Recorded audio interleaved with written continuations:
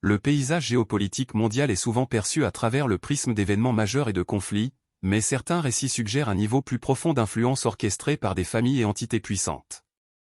Cet essai explore les liens présumés entre des familles influentes telles que les Rockefeller et les Rothschild, et leur prétendu impact sur les affaires internationales. Complexe militaro-industriel et influence bancaire. On avance que les Rockefeller et les Rothschild jouent un rôle significatif dans la formation des conflits, en particulier la guerre entre la Russie et l'Ukraine. Cette affirmation s'étend au contrôle que ces familles exercent sur le complexe militaro-industriel, laissant entendre qu'elles ont des intérêts dans les banques détenant des industries de défense.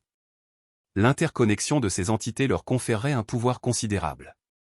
Exemple, l'influence historique des Rothschild dans la banque et la finance, associée à la renommée des Rockefeller dans l'industrie pétrolière, est citée comme preuve de leur impact potentiel sur les événements mondiaux.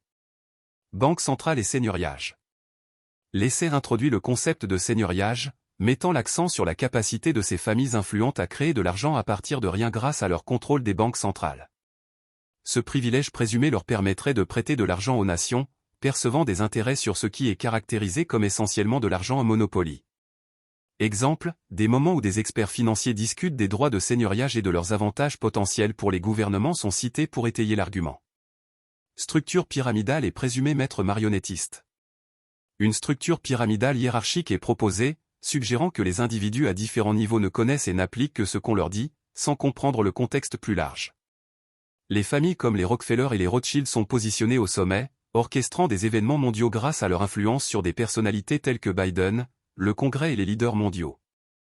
Exemple, des événements historiques et des décisions attribuées à ces familles, telles que la création de la Réserve fédérale, sont présentés comme des preuves de leur influence durable. Corruption dans les organisations internationales. L'essai affirme que des organisations mondiales telles que la Cour pénale internationale, CPI, les Nations Unies, l'UNICEF, l'OMS, le FMI et la Banque mondiale sont présumément détenues ou contrôlées par les mêmes maîtres marionnettistes.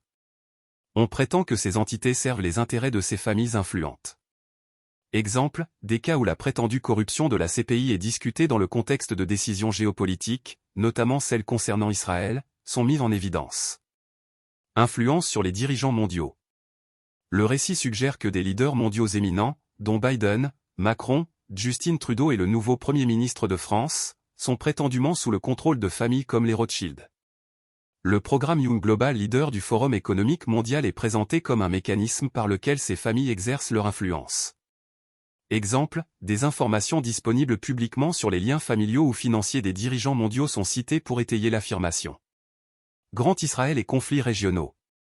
L'essai explore les motivations présumées derrière certains conflits, tels que la guerre à Gaza, suggérant que les actions d'Israël font partie d'un plan plus vaste visant à créer un grand Israël. L'objectif ultime est présenté comme l'occupation de territoires dans le sud de la Turquie, en Irak, en Syrie, à Chypre, au Liban, dans certaines parties de l'Iran, en Arabie Saoudite et en Égypte. Exemple, des documents historiques ou des déclarations de personnalités politiques soutenant l'idée de grand Israël sont référencés. Comparaison avec des événements historiques. L'essai établit des parallèles entre des événements tels que le 11 septembre et le 7 octobre, affirmant que les mêmes forces ont orchestré ces deux incidents. L'implication de familles comme les Oppenheimer dans les événements entourant le 11 septembre est soulignée, suggérant une continuité d'influence au fil du temps. Exemple, des déclarations ou des documents mettant en évidence une présumée connaissance préalable des attaques du 11 septembre par des familles influentes sont présentés comme des preuves. Conclusion. Bien que les affirmations d'une influence cachée façonnant les événements mondiaux par le biais de familles comme les Rockefeller et les Rothschild soient intrigantes, l'exploration des preuves historiques, des dynamiques géopolitiques et de l'interconnexion de personnalités influentes offre une compréhension plus nuancée des complexités des relations internationales.